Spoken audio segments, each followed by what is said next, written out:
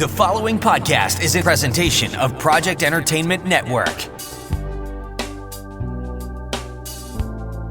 Welcome to the Sample Chapter podcast, the show where authors read a sample chapter from one of their books. Here's your host, Jason A. Meiske. Hello, my friends. Welcome to episode 192 of the Sample Chapter podcast. This week, we are diving into a fantastic conversation with a really wonderful author, Douglas Young. Douglas is not only an essayist and a poet, he writes what he likes to call dramedy novels. And today we're discussing his debut novel, Deep in the Forest, which is a riveting tale of a potential alien encounter. Maybe it is, maybe it's not. Who knows what it is? It's a mystery. And it's got lots of heart. It's got family stories, romance, a whole bunch of genres mixed into it. And it sounds fantastic. You're going to hear all about that today. Plus a fantastic reading. A really riveting reading. I really enjoyed listening to him. He really pulls you in. Whenever you listen to the interview, you're going to hear his energy that he has for the process, how much he really enjoys it. We're going to be talking about everything that went into creating this book and how long it took him, because this is an idea he's had for a long time.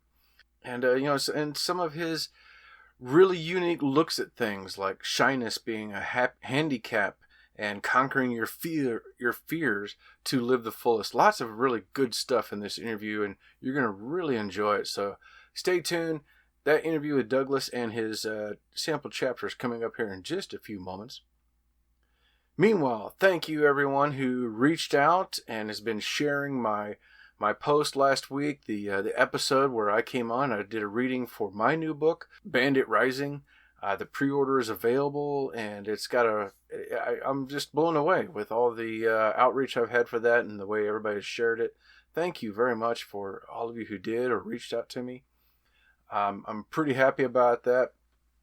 I'm still hung up on doing my own edits, because every time I think, okay, this is it, I'm done, I think of something before I can send it off to my beta readers. I think of something like, oh yeah, this would be good. This would be good too. And I'm like telling my beta readers, hang on just a minute, let me just make one more change. And, oh my goodness, I've got to let it go. I've got to let it go so I can get it to them and get their feedback, because otherwise I'm going to just keep nitpicking at it. And I've got a little over a month away from the release date for that. But it just, it's that time in a writer's life, that moment when all the work is finally coming together, and it's all leading up to release date. And so the nerves are everywhere. I'm just really scrambling. In the midst of all that, I've had a lot of personal issues in the background with, as I've been telling you about that family member who's been sick, and that's been, we're doing everything we can with that, and we're staying hopeful, and we're praying. And thank you again to all of you who have reached out and sent your love for that. And I've passed that on to this family member and let them know that there's a lot of people helping out, a lot of people keeping my family in their prayers, and bless your heart, everyone. I really appreciate that. And also in this past week, I got the rest of my writer's block coffee order came in, and that's been fantastic to get to try some of these coffees. We are an affiliate of the company, meaning if you go through my links or use my coupon code, which is Sample Chapter, by the way, then you get 10% off, and I also get a portion that goes right towards helping the show. So if you are a coffee lover and a writer, what's better than Writer's Block coffee? 3 delicious flavors. The signature blend Writer's Block, which is pretty darn good. I really like that. There's the Deadline Dark, that's their dark brew. And honestly, my favorite, bourbon barrel aged coffee, where they age the coffee in a bourbon barrel for, I think it's 30 days, and it soaks in that. And I tell you, the smell of it is just incredible. And to my surprise, that's my wife's favorite so far as well. She really enjoyed that. So it's a fantastic company. They have some other little things you can order on there at the website as well. So make sure you click that link in the show notes. So it'll take you straight on over there to there. And don't forget to also use that coupon code Sample Chapter to get 10% off your order. Now, as for sponsors, that would be my favorite writing software, Scrivener. They've been with us for a few years now, and I've been using the software for even longer. I use Scrivener with all of my writing now, and it's really helped me out with this new book because it's part of a series. So I've got my Bible on the left-hand pane, all the chapters. I'm moving things around, and let me tell you, I had a lot of run-on sentences and a lot of chapters that kind of blended together at the end of this book. And so I ended up having to split up and move around a lot of chapters, and Scrivener made it so easy. Check out this advertisement and find out how you can save 20% on the regular desktop version.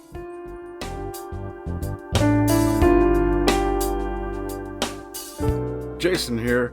Hey, I wanted to take a moment and tell you about my favorite writing tool, Scrivener. Now, I know you've heard about Scrivener because their writing software has been embraced by hundreds of thousands of other writers like you and I, from the novice to best-selling novelists. The reason we all use it is because of Scrivener's core concept to bring all the writing tools you use together in a single application. And with tools like automatic backup, character maps, project goals, and let's not forget that amazing corkboard, you can see why I use Scrivener every day. As a bonus for Sample Chapter podcast listeners, use code CHAPTER for 20% off your desktop version. Scrivener writing software, built by writers for writers. All right, thank you once again to Scrivener. I can't say enough good stuff about them, and cannot wait to dive into my next book. I also want to thank my podcast friends, Pop Goes the Culture Network, home to about half a dozen other shows, all of them pop culture related, all of them fantastic, and all of them well worth your time. Click that link in the show notes to find the list of them. Get on over to that website and you can see all the different shows. Hi, Ruby. Ruby's out here with me. Come here, Ruby. Come here. Hey, you going to say hi to everybody? Are you saying hi to the world? Come here. I don't know what's got her worked up. But yeah, click that link in the show notes and get on over to Pop Goes the Culture Network. I also want to say thank you to Project Entertainment Network, home to about 30 different shows of a wide variety.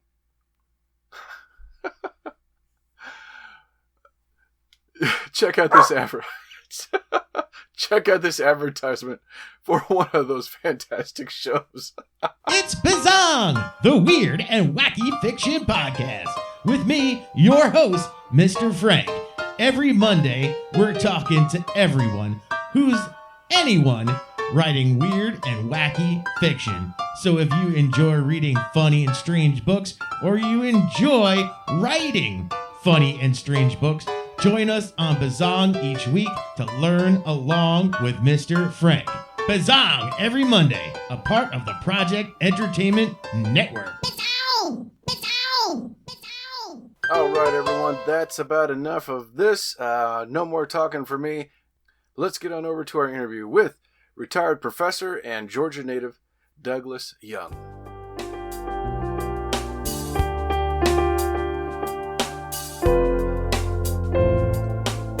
Hello, Sample Chapter listeners. Welcome back to another exciting episode. This week we are heading down to Georgia. We're going to be having a chat with retired professor, essayist, and novelist Douglas Young about his first book, and one I cannot wait to dive into because this has been getting some great attention, and the book looks amazing, and I cannot wait to talk about it. So without further ado, welcome to the show, Mr. Young.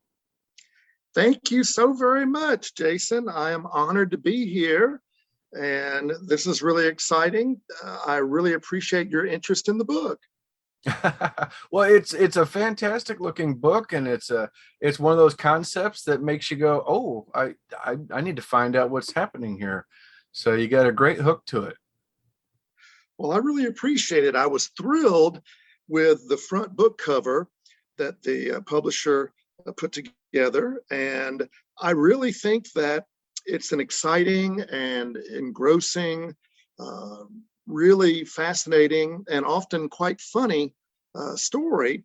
I think it's a somewhat unique novel in that it doesn't neatly fit into any one genre. It's really a collection of many genres rolled into one. And I'm just thrilled that the reaction to the book has been unanimously positive. I mean, it's already gotten 18 reviews on Amazon, and they're all raves.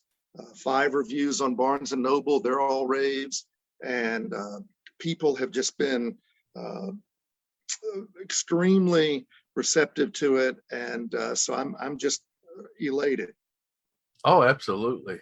Yeah, and that's a good feeling on Amazon. You cross that secret threshold of 15 reviews, and now Amazon starts to pay attention to your book and says, "Oh, hey, yes, this book is for real." So that's that's fantastic that it's already, because the book came out in July, so it's already accrued these reviews. That's fantastic. Thank you. I'm very blessed. So grateful. Well, now you were a political science teacher at in North Georgia, is that correct? Yes, sir. I was a political science professor who often taught a lot of history classes for 33 and a half years. I taught from 1987 to 1999 at Gordon College in Barnesville, Georgia, about 45, 50 miles south of Atlanta. And then from 1999 to the end of 2020, I taught political science and some history at what was initially, until 2013, Gainesville State College. And then since 2013, we've been the Gainesville campus of the University of North Georgia. Okay. Also, while I was at UNG, I advised a couple of multiple award-winning student clubs, the Politically Incorrect Club and the Chess Club. Nerds unite. Oh, that's great. My youngest son, he would love that. He's been in chess club in high school and junior high, actually, for a few years. I realized after about a year of it, I realized, okay, yep, I can no longer just school him on chess. He knows the moves now and knows a lot more than I do. And he can now defeat his daddy, I bet. Oh, yes. He beats me pretty handily now. So yeah, we haven't played a game in a while, but he's been focused now on his robotics classes. So. Well, I think chess is a wonderful game. It really sharpens our rational thinking, and especially if we can discipline ourselves to try to think 2 or 3 moves in advance, I think that really helps facilitate critical thinking. And it's just so much fun. One of the loveliest aspects of the chess club I found was how it brought so many students from so very many different backgrounds together in friendship and camaraderie playing chess. People who outside of chess probably would have never met each other, and everyone got along beautifully. Oh, that's great. That's great. Now, in all this time while you were teaching, were you writing in secret, kind of, the classic thing, writing in the closet, or was this something that you had always been open about wanting to do? I have been writing essays for newspapers and magazines and websites for several decades. And then I started writing poems for publication about 15 years or so ago. And but in terms of novels and short stories, they are much more recent for me. When I was in high school in 9th or 10th grade, that's when I really fell in love with literature, especially American literature. And I began to nurture a dream of one day becoming a novelist myself. But I'd never had the confidence to do that. I'd never even had the guts to write a short story outside of very short ones, I guess, in elementary school. So I got focused on my career in academia. But in recent years, I got to thinking, I'm in my 50s now, and if I'm ever going to become a novelist, now is the time I ought to start not just thinking about it, but acting on it, actually starting to write a novel. Mm-hmm. And so in the summer of 2017, I had about 8 weeks off between semesters, and I decided, you know what? I'm going to try to finally write a novel. And Jason, I didn't even know if I could write a short story. But for probably decades, I had this idea being tossed around in my head whenever I had some free time, or I just, was just walking. I had this idea: what if somebody encountered what he thought might be a UFO? What would be the after effect of that? I mean, I've always been fascinated by UFOs, but in almost all the UFO literature I've read or documentaries I've seen about UFOs, the material was always focused on the actual alleged experience. Mm-hmm. Almost never was there any follow-up as to, well, how did this event, how did this significant experience impact the rest of the observer's life? And so I just started writing about a young man having a bizarre experience he couldn't explain with what he thought might be a UFO, but he wasn't certain about that, and how he would process all of that, how this event would impact the rest of his life, and how would the rest of his community treat him differently. And so with that in mind, I started writing, and I'll tell you, what I had dreaded might be a really difficult, even emotionally wrenching experience turned into the most enjoyable creative endeavor of my life. I went into this endeavor thinking of what Ernest Hemingway had written, one of my favorite writers. When Hemingway wrote, "Oh, writing is easy. You just sit at the typewriter and bleed." And bleed, yep. And I thought, oh, this will be terrible. But it was just joyful.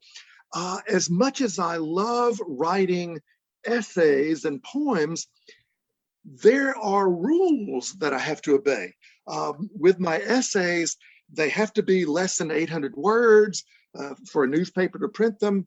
And they have to be very rational. I have to have arguments, and I have to have them well reasoned and well organized. And when I write poems, at least the way I write them, they have to rhyme, and they have to have a certain rhythm.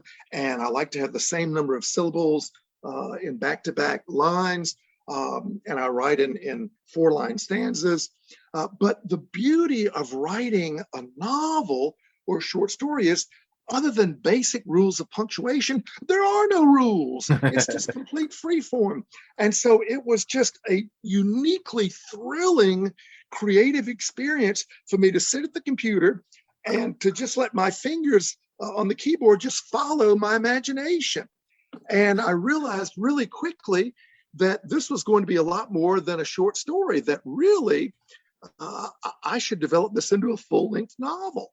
And gosh, I kid you not, even though I had almost 2 months off and I could have just slept late, man, I found I didn't even need to turn on my alarm clock. I was waking up on my own earlier and earlier and racing to the office on campus.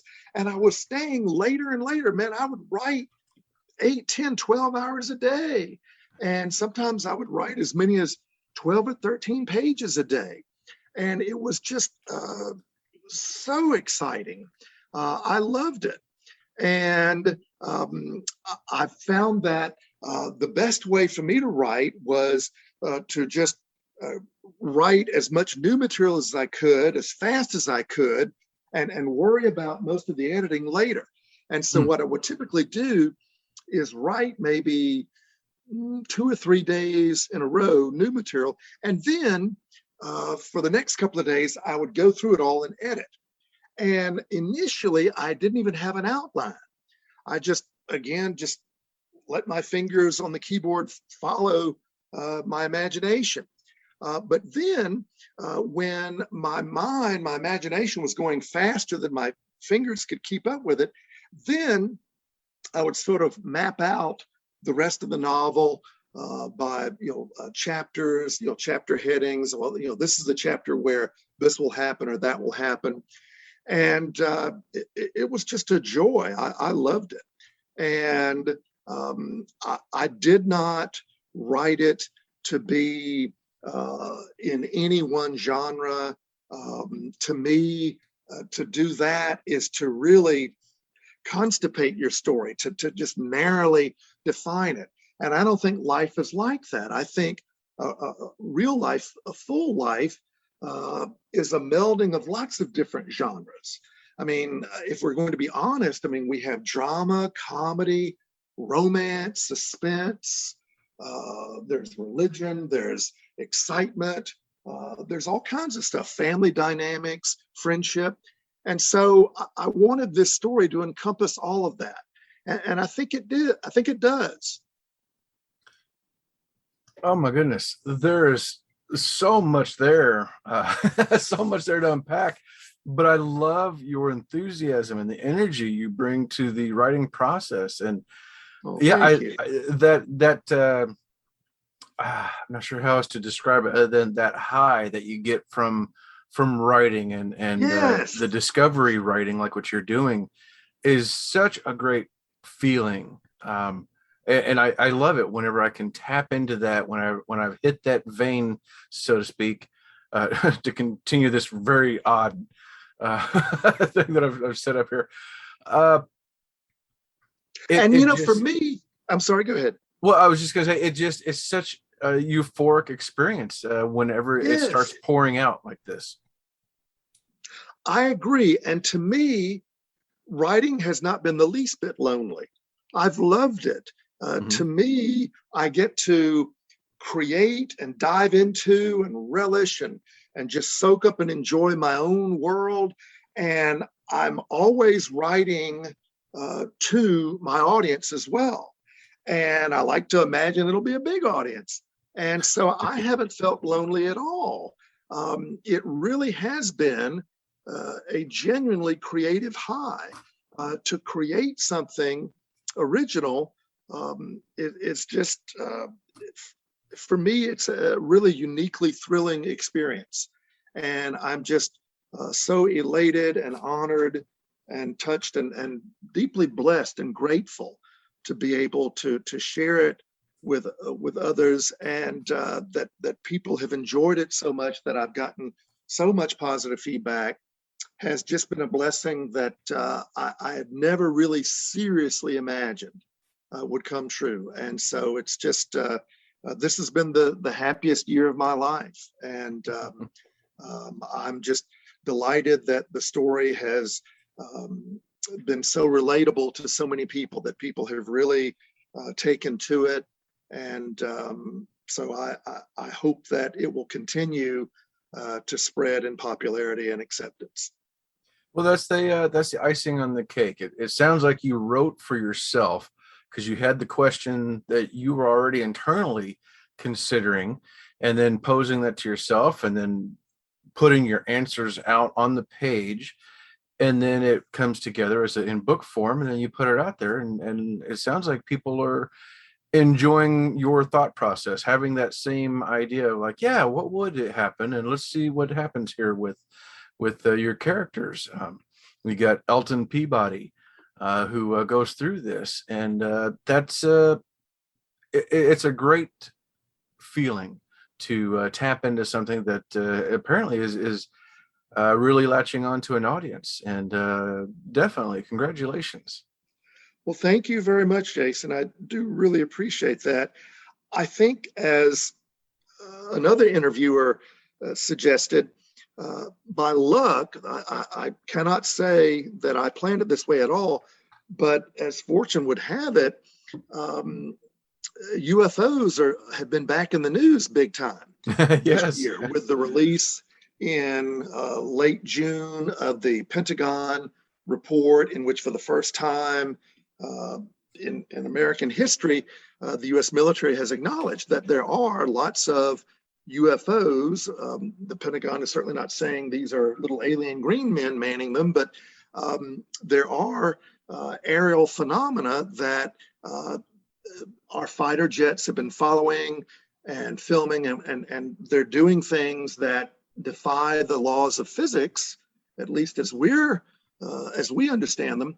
And so there has been a whole lot more publicity about UFOs in 2021 than has been the case in probably many years.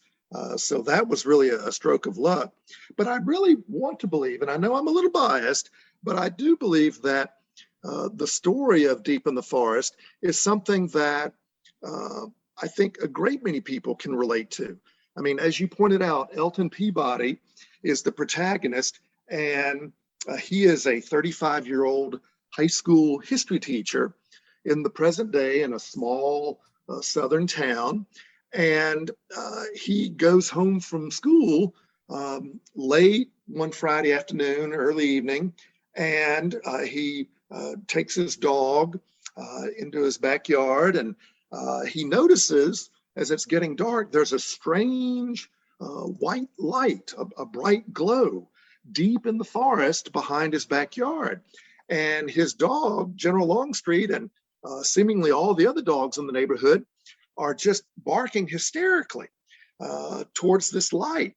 And Elton finds himself sort of fixated, sort of mesmerized by this light.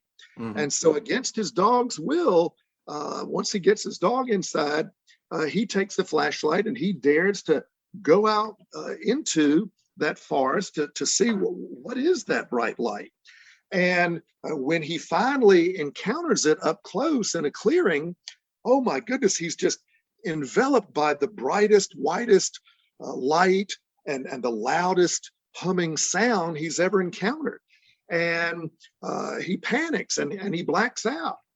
And when he awakes, his younger brother, Beauregard, who is the local county sheriff, and other deputies and observers who've been following reports of UFOs all over town, they rescue him, and they find that he's totally unharmed, but he's badly shaken. And so for the rest of the novel, I've just described chapter 1. For the rest of the novel, Elton is trying to figure out, well, what did he encounter? Was it a genuine alien UFO from outer space? Or was it a bizarre U.S. military experiment? Was it a strange prank? Was it some kind of a religious experience, a la the Wheels of Ezekiel? Were these angels? Or did Elton have some bizarre hallucination? Or did he have some kind of a mental breakdown? Because as the reader learns, Elton has had some mental problems in the past. And so for the rest of the novel, Elton is, on the one hand, trying to figure out what he experienced, but also he's wondering why, of all the UFOs that were reported around the county that night, why was I the one person of the 20,000 people in town who had a really up close and personal encounter with something strange? You know, why me? And Elton is a religious person, and so he's wondering, gosh, did God try to send me some sign? If so, what was it? Am I too thick to get it? What's going on? And of course, he's also in the midst of dealing with all this, he's having to face the fact that he's been, against his will, thrust into the public spotlight as that UFO guy. And you can imagine his concern as a 35-year-old high school history teacher, regarding how his students will treat him. And so he's kind of dreading his first day back at school. Are the children going to just laugh at him? So he's working very hard to get back his life, so to speak, while he's also under pressure to talk with reporters, and he's sort of a hero to some, but he's seen as kind of freaky to others. So he's got a lot to deal with. But the story is so much more than just Elton's UFOs experience and the fallout from it. You see a lot of family dynamics in the story. And there's a sheriff's election as Elton's younger brother is running for re-election, and Elton doesn't want his UFO story to detract from his brother's campaign. And there are accusations that his brother may not be investigating the UFOs as much as he should out of concern for his brother. There's also a lot of high school dynamics going on, but I think this is a story concerning high school that is very different from us, because this is a story about high school as seen from the perspective of a young teacher. There's also a lot of friendship. Elton finds out who his real friends are in the midst of this increased stress. And ultimately, there's a lot of romance before the story ends. And in the midst of all of this, and there's a lot of family dynamics between Elton and his parents. In the midst of all of this, I think if there is one dominant theme of the novel that I really hope readers will pick up on, it is that it is critical, if we really want to lead a full, satisfying, and fulfilling life, it is really critical that we face and conquer our fears. Elton begins the story as this very, sometimes even painfully shy, awkward teacher. And even though he was arguably quite brave to go into the woods to face this bright light, Elton realizes that if he's ever going to move on with his life, he has to face his fears. He needs to go back to that clearing in the forest. He needs to stop hesitating. He needs to face his detractors head on. He needs to face the press and be interviewed about what he's experienced. And he ultimately realizes if he ever really wants to have a real girlfriend, he needs to be more bold on the dating front. He needs to ask people out. And I think that shyness is a great curse. I know in our culture, we say that, oh, isn't it cute? He or she is shy. Well, as someone who's battled shyness in his own life, I think shyness is a great handicap. It's a terrible burden to bear, especially for anyone who has any ambition. And so I think that Elton learns that it's okay for some people to laugh at you, for some people to make fun of you, to ridicule you. You need to be true to yourself, and you need to take chances. You need to do what it takes to meet your goals. And being shy is not going to enable you to meet your goals. And something that he also learns through the intervention of his pastor is that we don't have to figure everything out in this life. This life is full of, indeed, it's arguably to a great extent defined by ambiguity, by mystery. And if we knew everything, we'd be God. But we don't, and that's okay. We don't have to know everything. And so Elton learns that there's a whole lot more to life than just leading a very cocooned, safe existence, teaching in your local high school where you were a student not too many years before, in your small town, not too far from your family. Elton learns that to really grow and mature and to achieve our full potential, we've got to reach beyond our safety zone. You know, I think now, in light of the last year and a half with all this panic about COVID, now it strikes me that so often I hear people say, oh, be safe, stay safe. And I'm all for people avoiding unnecessary, dangerous risk. I want everybody to wear a seatbelt and to obey the speed laws. And, I don't want anyone to be reckless. But I think that now we're making the opposite mistake. Now we're in danger as a culture, America in 2021, we're in danger of becoming neurotically fixated on safety.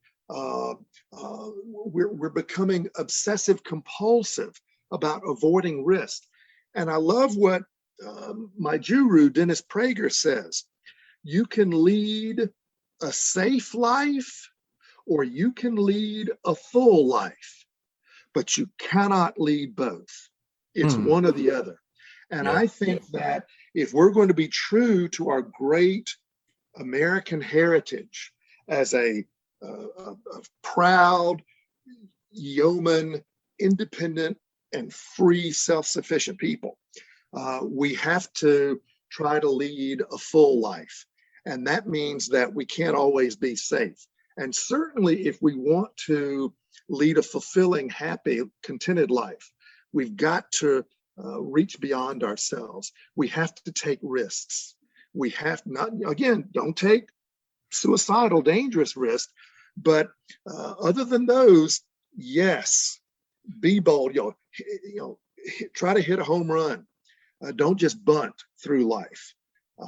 And so I hope that this story conveys that. And based on the so far overwhelmingly positive reaction, I think that people are taking some of these lessons from the book, and I'm just elated with that.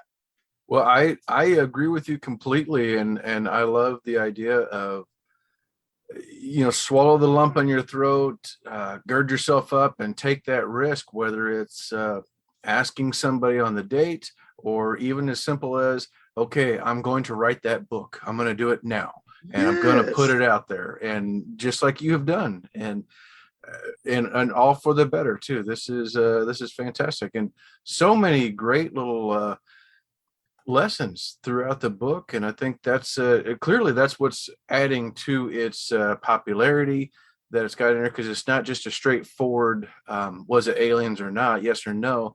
It's family, it's romance, it's so many little genres and stories and side things. It's real life being put in there, how much everything we do affects those around us, and I think that takes a special talent to see that and to convey it in a story like you've done. Oh, well, thank you so much. I think that Robert Kennedy put it so well when he said, talking about how we're all so interconnected, he said, if one person throws a rock in a pond, there's a wonderful ripple effect. And this novel, Deep in the Forest, is not a science fiction story. Yes, in the first of about 20 chapters, there is arguably some science fiction, but it's really, I would say, a dramedy. I mean, it's a drama, a comedy. Yes, there's arguably some science fiction, but there's a lot of family dynamics, romance, high school, small town genre stuff, Southern stuff. There's a lot to play with, because I think life is so complicated. Life is so interconnected. Nobody can be simply stereotyped. I mean, we're all complex creatures. God made us all that way, and that's part of our beauty, a big part of our beauty.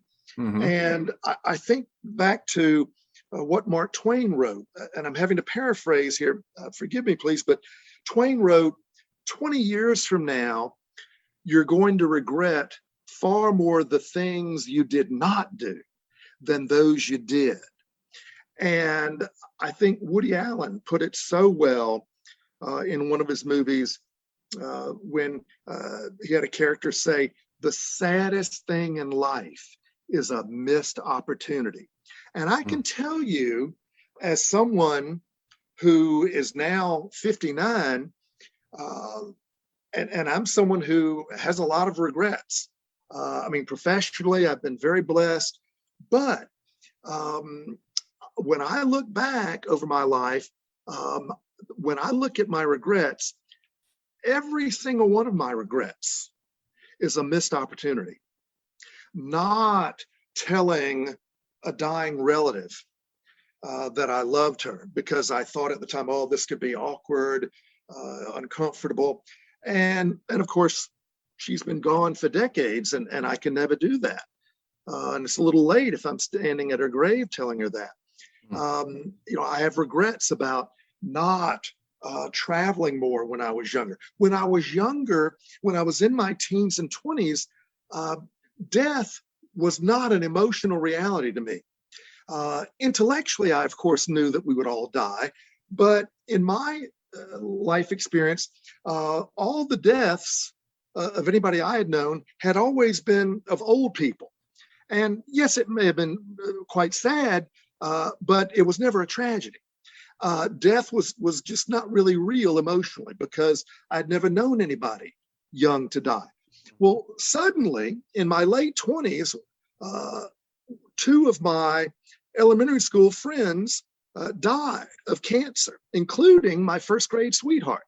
And man, Jason, that was a 1-2 emotional gut punch to me, even though I had not seen either Missy or Courtney in years. Suddenly death became an emotionally deeply felt reality. And I realized, oh my God, death is real. And man, Missy and Courtney never did anything to deserve their cancer. If they could die of cancer at 28, I could too. I might even be hit by a bus this afternoon. And so I made a deliberate, conscious decision. Never again, nunca más, will I put off anything until tomorrow that I can do today. And so starting in my late 20s, for the last 30 years now, I have done light years more traveling and risk-taking and experimenting and really living than I ever did when I was really young in my teens and 20s. Because when I was so young, I had this notion, oh, well, New York will always be in New York. Europe will always be there. I can always go. Well, now I realize, no, you never know what's going to happen. And so many things in life, opportunities come only once. I know in America, we like to say, oh, today's the first day of the rest of your life and it's never too late. Well, sometimes it is too late. And I think that when you look at the people who are really broken, the people who are really sad and even depressed, I think my take is that so many of them never really remotely fulfilled their potential, whether it was their creative potential, their professional potential, their relationship potential, whatever. And they become embittered by that. And so something that I tried to impart to my students was how, man, you need to take advantage of all of your opportunities now. Professional, creative, romantic, travel, whatever it is that excites you, that really makes life worth living. Go for it now. And don't worry what other people think. Don't worry if you fail. I mean, you can only learn what you really want to do in life, what you really need, by failing at a bunch of stuff. Yeah. I remember a wise old gentleman told me that as far as romance goes, you can't possibly know what you want, much less what you really need romantically, unless you've had at least 5 serious romantic relationships. I remember I told that to one gal I taught one time, and she said, oh no, I can't have my heart broken 5 times. Oh no. So I never told that to any other student after that, but in any event. So I just think that I hope that this story really can excite people to live life to the absolute fullest. I mean, as a Christian, I want to believe, and I do believe, that there is a heaven, that this life is not the end. But this is the only life that I know we've got. And so I want to live it at full maximum speed but wear that seatbelt. Absolutely. Oh my gosh. Well said. Well, so what are you working on now? I know you're deep into a second book. Is this a sequel or is it something new? Yes, sir. I am working on a second novel. I'll tell you, it's funny. Like I said, I wrote the first draft of Deep in the Forest in the summer of 2017. And then every so many months, when I would have a little free time, I would bring it out and I would reread it, I'd edit it again. And then as I got to thinking, man, I really think this is pretty good. I started to share it with friends and get their feedback.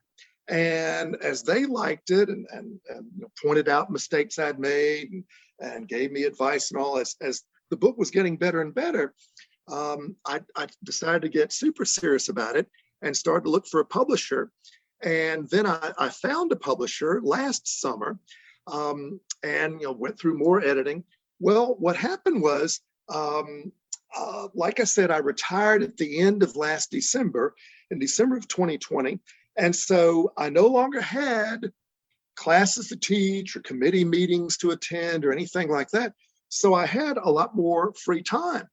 And I frankly got so impatient with the publisher in not bringing out the first novel faster that I took advantage of the extra free time and wrote a second novel earlier this year.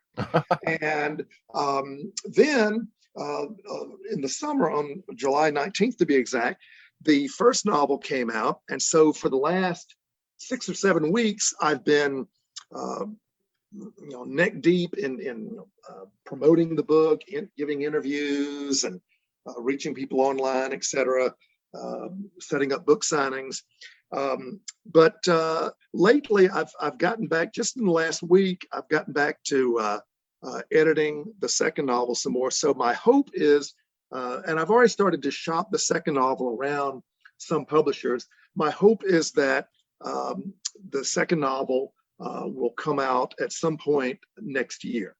And to more directly answer your question, it is a novel that, like the first, takes place in the present day small town American South. It is another dramedy, but it is not a sequel. It is a book that is frankly more ambitious than the first novel. It's significantly longer. It has a lot more characters, and it's called Due South. And it explores a small southern town called Due South. And whereas the first novel, Deep in the Forest, has one major character that most all the action revolves around, the second novel has 3 major characters. And the second novel concerns romance overwhelmingly. It's overwhelmingly sort of a romantic comedy. But the second novel has, I think, more character development, and the second novel is a lot funnier than the first, and it's interesting. Whereas the first novel, I think by most anybody's lights would probably be rated G. I mean, and I will readily admit I wrote the first novel in such a way, even though I didn't censor myself, but the first novel, Deep in the Forest, has no profanity, smoking, drinking, drugs, sex, or violence. And I will confess, I wanted my 88-year-old daddy and my 87-year-old mama to be able to read it and enjoy it. But it's, even though it doesn't have any sex or violence, it's still a lot of fun. Well, the second novel, Due South, while it's probably 95% G-rated, the second novel, being about romance, does have, well, how shall I put it? Whereas the first novel is rated G, the second novel, most of the second novel might be rated PG-13. Well, maybe a few pages might be R-rated, but so the second novel is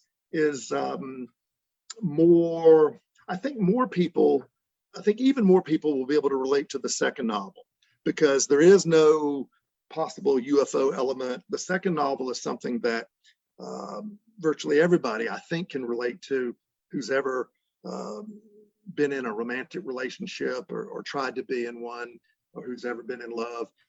And the second novel has, as I said, a lot more comedy. I mean, there's a lot of humor in the first novel, but I think the second has even more. And I'm delighted to report that as much fun as I had writing the first, I've enjoyed the second even more. I think with the second, I had a lot more confidence. And with the second, I was really enjoying making myself laugh. And so I'm really, while I'm really excited still about the first novel, I'm also getting super excited about the second as well. Yeah, and I agree with you. I mean, getting that first book done is like getting the monkey off your back, and it's like, Right. oh, I can do this, and it's a completely different experience to get into your second book and kind of start to discover other aspects that prior to that, during the first book, we're just hyper focused on this one. I got to just focus on this, and then it's a different experience. So yeah, but that's great. Right. I'm glad that's working out for you, though.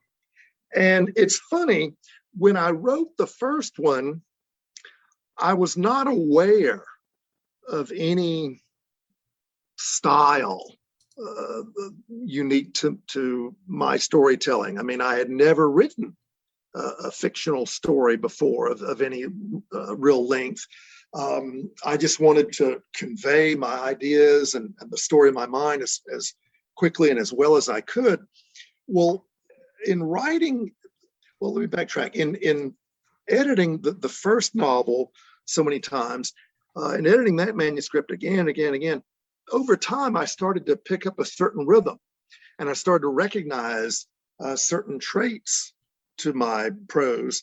And in the second novel, especially, I think one of the reasons why it's been even more fun to write is because I am now more aware of my particular style of writing. And so the aspects of it that I most enjoy, I've really tried to emphasize all the more. I guess it's the poet in me that likes to have some of my prose have a rhyming quality to it. And I love alliteration without it being a distraction. And so that's been fun. And when I also, before I sat down to write the second novel, I had sort of a file of all kinds of sayings, words, potential character names, little anecdotes, humorous items that I was just saving, that I wanted to use eventually in some novel. And so it was a real joy to be able to insert them into the second novel, provided that everything fit, that it was a good meld. Mm-hmm. So yes, the second novel has been an even more joyful experience than the first, and I look forward, God willing, to many more. Amen to that. Well, Dennis, is there someplace fans can find and follow you online? They can find me on Facebook. I'm just listed as Douglas Young. And also they can find the Deep in the Forest novel page on Facebook at Deep in the Forest. There's also a Deep in the Forest page on Instagram. But I check Facebook a whole lot more. People are welcome to email me if they like. I was blessed to get to keep my old University of North Georgia email address, which is douglas.young@ung.edu. douglas.young@ung.edu. And I would be delighted, especially to hear from any readers of Deep in the Forest. I would love to get your take on it. In fact, everybody who I send information to about the book, I ask them, hey, if you do read the book, please let me know what you think. And it's always fascinating to get different takes on the book, how people related more to this character or that character, and what they thought were the main lessons of the book, or what did they most enjoy about it. That helps me, and I find that really intriguing. Absolutely. All right. Well, Douglas, thank you so much for coming on the show today. This has been fantastic hearing your story and the process and all about this first wonderful book of yours. And I look forward to grabbing a copy for myself and then, of course, following your career. Thank you very, very much. I'm honored to be here. I'm so touched that you would ask me to appear on your podcast. And do I have your blessing to please post it on my Facebook page? Oh, absolutely. Yes. Whenever this is ready, I will make sure to send you a link.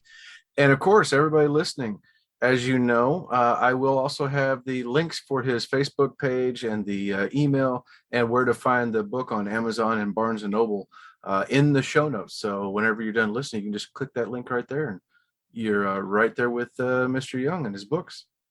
Thank you very, very much. And let me say, I'm so excited. Whereas Deep in the Forest was initially only available on Amazon and Barnes & Noble, I checked this past week, and now it's also available on Target's website online, as well as Speedy Hen, which I think is British, and even something called Bokus, Bokus, which is a website, I believe, from Sweden. Yes. Fantastic. You can buy the novel in something whose abbreviation is KR. I don't know if that means crowns. I'm not sure. I don't know. I'll have to look that up myself. But the novel is in English. Although hopefully one day it'll be translated into other languages. I'd be thrilled.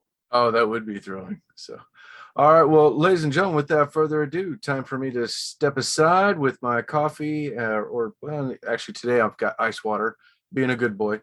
Going to step aside with my ice water and listen along with you to our guest, Douglas Young with Deep in the Forest.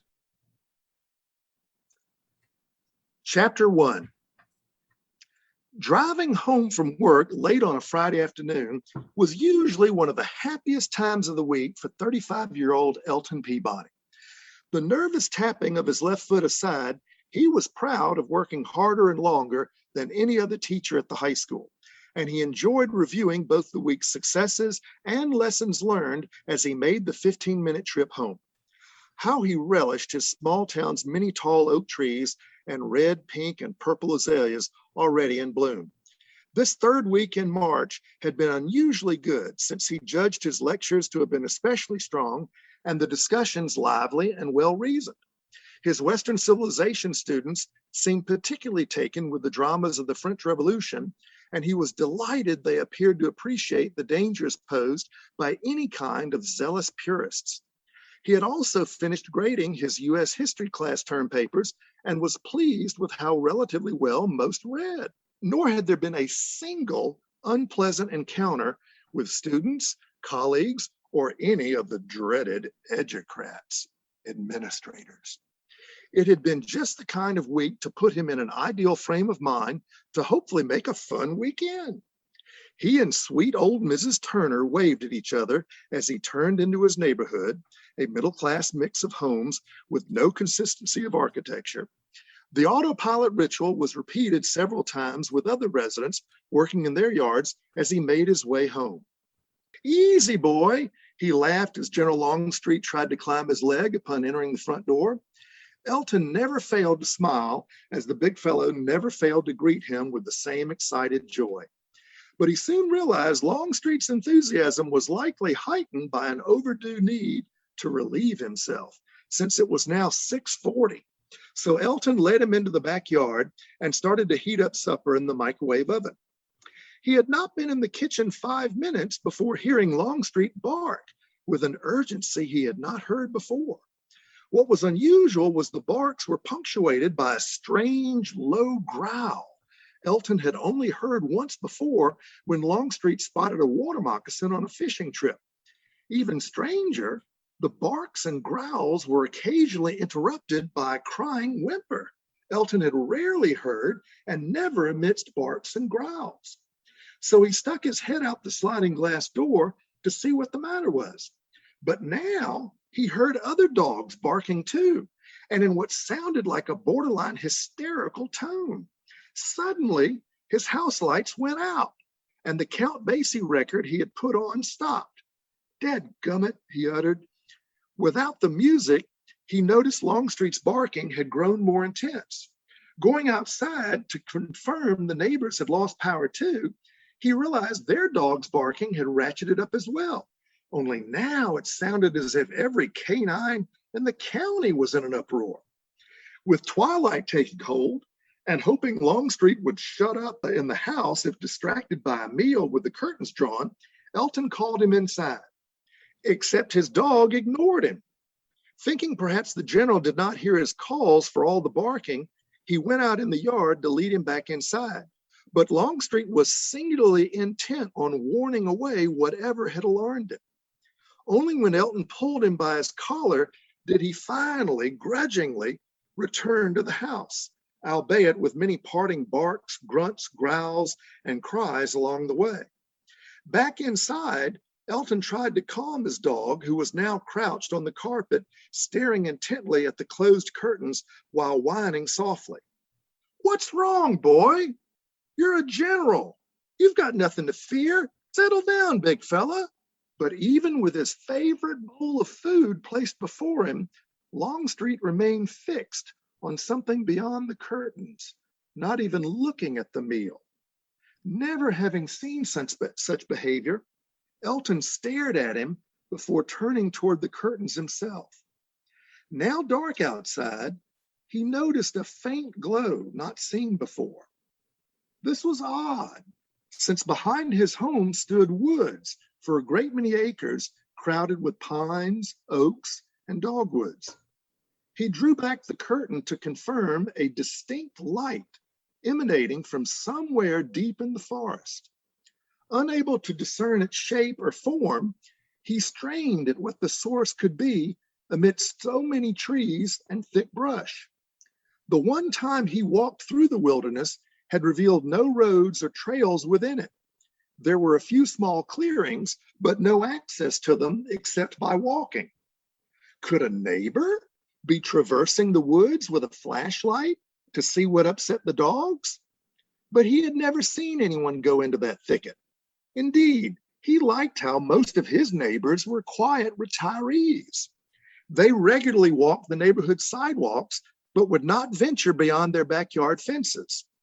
Besides, the light was like a large, bright cloud ensconced somewhere way back in the forest, emanating far too much light for a flashlight. Standing by the large glass door, he noticed how Longstreet was whining louder and emitting sounds Elton had not heard before. Looking back toward the trees, it seemed the light was becoming more intense. Perhaps that was just due to it now being nightfall, but he was not sure. With no television or musical distractions, not caring to read by flashlight, and satisfied his dog had relieved himself outside and was now safely inside with plenty of food, Elton focused on the strange illumination. He forgot how hungry he was and decided to investigate this mystery in the wood. So he grabbed a flashlight and started for the door. But as soon as he slid it open, Longstreet barked and leapt on his leg. Never had Elton seen him display such a desperate yearning for his master to stay. Yet when given the chance to join him outside, his canine friend refused.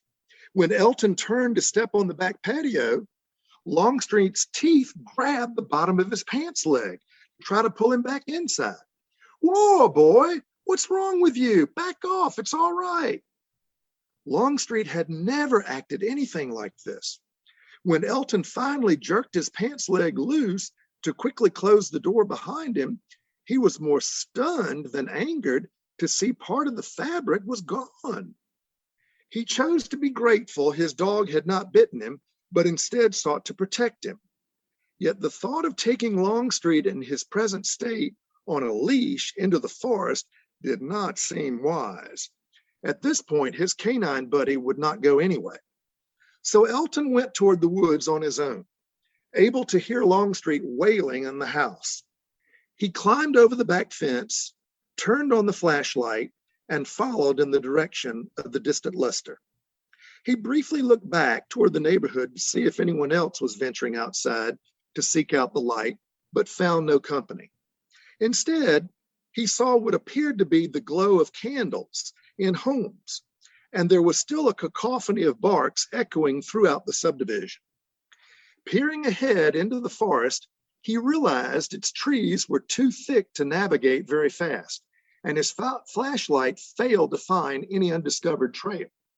The glow in the distance was becoming brighter, but remained stubbornly far away. As the neighborhood barking grew more muffled, he began to feel a strange quiet creeping over him. In fact, when he could no longer hear the dogs, he listened for the sounds of the forest. But there was none. He heard not one cricket chirping or a single owl hooting, nor did he hear any bullfrog. So he just listened and felt his stomach muscles slowly tighten with the realization he was completely enveloped by silence. Turning back toward the glare, he saw it had grown not only brighter, but was giving off pulsating waves of light. He became transfixed by this throbbing, gleaming glow. Moving toward it, he tried to guess what it was. Could some folks have decided to camp in one of the least developed areas of the county? Might this just be a large group of campers in a clearing with several campfires or a generator producing extremely bright light? Dear Lord, please don't let it be a bunch of students from the school, particularly from any of my classes, he thought. How embarrassing if they saw Mr. Peabody emerge from the trees, and what a nightmare if they were drinking or smoking dope. He could well imagine wild rumors flying around the school come Monday about that young history teacher hanging out with his partying students. That had career-altering implications. However, something told him there were no students ahead, since he heard no loud music or teenage laughs or squeals. Still, what was it? He realized the light was not only becoming more intense, but larger. What had been a distant glow was now much wider and taller in scope. And he thought he heard a dull hum now. In fact, as the glittering white light got closer, he realized the sounds of leaves and pine straw below his feet could barely be heard for the growing buzz that appeared to be produced by whatever was making the light. Staring ahead, he could see an open space where the light was most intense. Brilliantly bright beams of throbbing light now cut between the trees. So vivid was the light that even the backsides of the trees were illuminated. Elton also saw that despite all the trees still between himself and the light, his clothes were now lit up. In fact, they were glowing, like the time he took his school's Presbyterian Club students to the bowling alley for cosmic bowling. The place had been lit only by strobe lights, which caused lightly colored patches of clothing to glimmer in the dark. Yet his clothes were gleaming much more intensely now, and he was not even wearing white. He also began to feel warmer. Checking his watch, he saw it had stopped at 6:54, even though he felt sure it had to be well after 7. How could an electric power outage have done that? It was then he felt a big flock of butterflies flutter in his gut, as they did at times of deep dread. For the first time that evening, he felt fear. With the light just beyond the trees ahead, Elton had no reference for what emerged before him. The clearing contained about 100 square acres and was entirely aglow with brightest white light he had ever seen. His entire field of vision was consumed by the feverish light, now accompanied by a roaring chorus of hums at a deafening decibel. Mighty tempted to run away, he was still determined to see what this was before setting a speed record for exiting a forest. Slowly making his way to the last tree before the opening, he gripped it tightly with his head buried behind it. He saw how incredibly lit up the whole area was, and well into the forest. Not understanding why, he gradually moved into the light. There had to be a reasonable explanation for this, he kept telling himself. Otherwise, nothing made sense. Moving a few steps into the cauldron of light, he had to squint. Looking down, even the ground was ablaze in white, and the roar was completely upon him. He felt as if he were drowning in a pool of pure light and sound. He wanted to run back into the woods, but felt frozen and disoriented. His heart pounded like a deck of cards being shuffled. Was he risking a heart attack? It was then he noticed the light turning colors in places, flashes of deep red, blue, yellow, orange, purple, and green streaked around him. He felt as if he were trapped in a kaleidoscope of sheer light surrounded by a wall of noise. Time appeared stuck, and he feared he had been sucked into some kind of time-space wormhole. He blinked and dared to look into the light, but only saw endless waves of acutely white light, freckled with vivid colors. He could neither move forward nor backward. He could not move at all. It was as if he were stuck in a continuum of light without end in all directions. Never had he felt so totally trapped and absolutely alone. Shaking and struggling to breathe, he realized he had reached a state of panic. Was this some type of religious experience? Could there be angels or the wheels of Ezekiel here? Yet he felt nothing but terror and could not believe the God he worshiped at First Presbyterian Church had anything to do with this. Was this something evil? The gems of colored light looked celestial. He detected no heavenly vibes and hardly saw this as a friendly welcome. Yet he had sought out the light, not the reverse, and nothing or no one had touched him in anger. Had he died? Was he transitioning to another world? If so, why was it taking so long? Please, dear God, just send me to heaven or hell, he pleaded. Anything but this. Or had he already entered hell? Was this an alien spacecraft, a bona fide unidentified flying object from another planet? Maybe, but where was the ship? And where were the proverbial little green men? And where was anyone? How could it be of the 20,000 residents of Johnston County, only one Elton Peabody had seen or heard this thing and sought it out? Where was everybody? Unable to move and captured by a fear more ferocious than any he had ever felt, he could barely think. Words would not come, aloud or even in his mind. Think of something, he kept telling himself.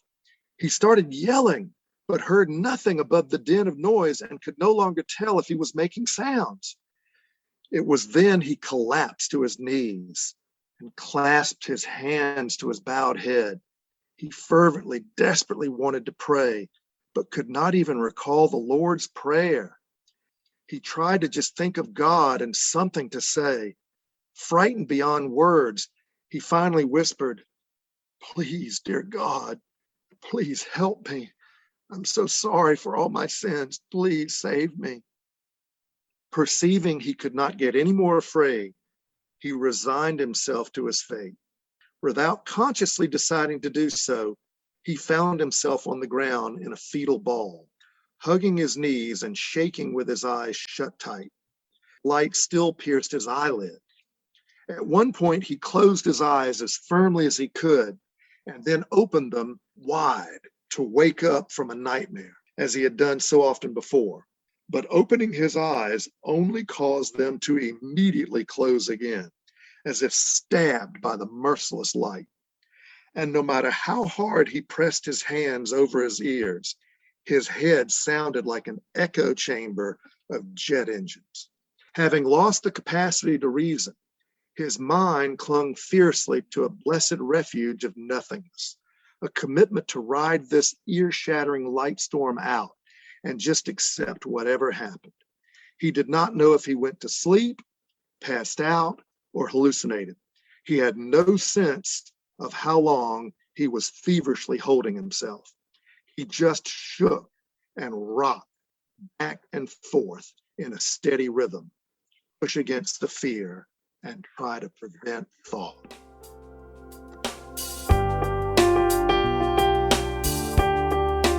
All right, that was Douglas Young reading a sample chapter from his debut novel, Deep in the Forest.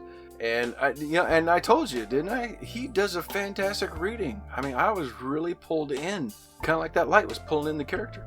Hey, click that link in the show notes to find more from Douglas, and don't forget to find and follow him in those links. You can reach out to his email as well to contact him. Go in there as well to find and follow for all of our sponsors and podcast friends alike. And don't forget to hit that subscribe button so you don't miss out next time when I'm back with a new author, a new book, and an all-new sample chapter. Thanks, everyone. Take care. This has been a presentation of the Project Entertainment Network.